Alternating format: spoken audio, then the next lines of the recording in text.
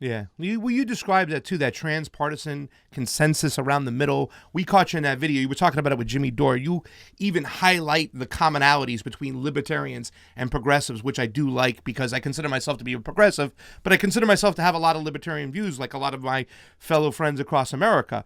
And you said the divide is not necessarily between the right and the left, it's between the center and the peripheral. Can you give us a little insight to what that's all about? But more importantly, how do you expect a lot of libertarian-minded people to come vote for you, especially when the Democratic Party, and even in California, has been so resistant to letting outsiders come in? Yes, great questions. Let's start with the second in terms of the bringing in libertarians to support our cause. I think a lot of libertarians are outraged, particularly by the surveillance state that Speaker Pelosi is an architect of. And a lot of them aren't going to like my positions on the federal jobs guarantee and the Green New Deal. They're not necessarily going to like my support for universal health care and Medicare for all. Yeah. But frankly, I think because they're libertarians, they're aghast enough by paramilitary police, and they're aghast enough by mass surveillance, and they're aghast enough by executive secrecy and Speaker Pelosi's unfortunate and longstanding complicity in executive secrecy across contexts, across administrations. I think those folks are naturally and have already seen in our campaign an ally. And now I've gone and forgotten the first part of your question. It was 2 minutes. Can you give me the first part again? Well, I mean, I wanted to. I wanted to know pretty much how you're going to get people into that. Libertarians that come vote for a Democrat, especially when the Democratic Party has just given any outsiders the Heisman Trophy, the stiff arm. They're not letting people in. So I know the party itself. How do you overcome that? When you have to run as a Democrat, when you're not the everyday Democrat. Well, so the key for us here in our race is the jungle primary. That's what enables the viability for this race. So in most states, the primary election, if you're within the same party as the incumbent, you have to beat them in the primary, like Ocasio-Cortez did with Crowley, in order to have a shot at the general. Here in California, that's not the structure. All the parties run against each other. So at least in March, I only need to take second place.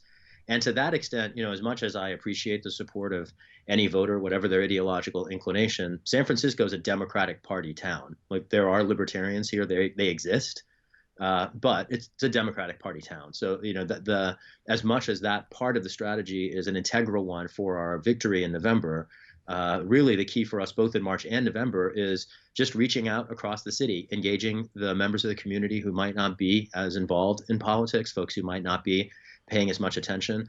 Our campaign has certainly grown very visible, both to people who are concerned about politics around the country, as well as San Franciscans who are savvy and engaged on digital media, folks who maybe get their news from cable TV and who aren't otherwise very engaged in politics. Like that's still a community and a slice of our city that we need to get the message out to. And so that's really where the knocking on the doors, where the dropping the lit, where the being active at marches, rallies, protests, lectures, concerts, that's how we're getting that word out and identifying voters across the district.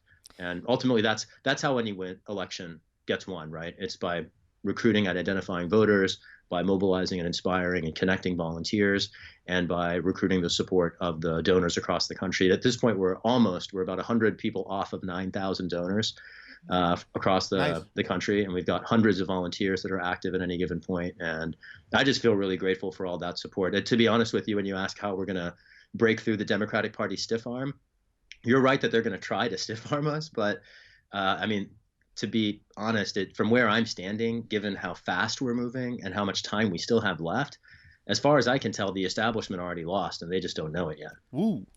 Just to follow up on that, how important is class warfare? Because he talked about the periphery versus the center, but really we can even equate that to the establishment versus the working class. How important is it to focus, specifically in your campaign, on class warfare, class consciousness? Class consciousness is very important. I want to distinguish that a little bit from class warfare, and I'll push back on the conflation of center periphery and top down, only insofar as, and follow me here, there are a lot of people here in San Francisco. It's somewhat unique in that we have a lot of poverty, obviously, but we also have a great deal of opulence alongside it. And it just so happens I happen to know a number of very well-resourced people, many of whom are supporting our campaign, who share our concerns. And when we talk about the 1% being the problem, they certainly have interests, and their interests are the problem. But in my mind, it's the institutionalization of their interests. This is what corporate rule means. This is what hedge funds and capital represent, separate from people. And at the same time that I think there is a battle between the 1%, or as Bernie would say, the 0.1%, and the 99.9% of the rest of us who have to work, for our bread. At the same time, I see a lot of those very well-resourced people share particularly concerns about climate change and militarism. And while they might have the resources, for instance, to exempt themselves from the, economic vagaries of the market to which the rest of us remain subject, that it's not like their capital gives them hands on the reins such that they can actually dismantle any of the industrial complexes. The pharmaceutical industrial complex has its hand in their pockets too. The military industrial complex is, running their kids off a climate cliff as well. And a lot of them recognize that even their economic privilege can't insulate them, particularly from the climate chaos. And so I see it, and I don't want to overplay the hand here. I'm not going to say that the 0.1% is our ally. Right. I just mean to say that beyond class, I see the battle as people versus institutions. And the institutions are varied, but so are the people. And the people include some folks among us who have some resources. And I'm grateful for their support as well. To your point, though, to engage it very squarely, when you hear people reticent to engage the progressive, radical, socialist future, I think it's important to remind them, what is ultimately at stake. And I think that's where this class consciousness emerges. So many people take for granted that we have to make life choices, where we live, how we spend our time, what time of day we get up in the morning, around how we put bread on our table. And it's foolish, frankly. Another way to look at that is just the barbarity of forcing people who are ill to then confront potentially living outside without shelter, being exposed to the elements, because that's, we don't care enough about each other that we actually do that to sick people.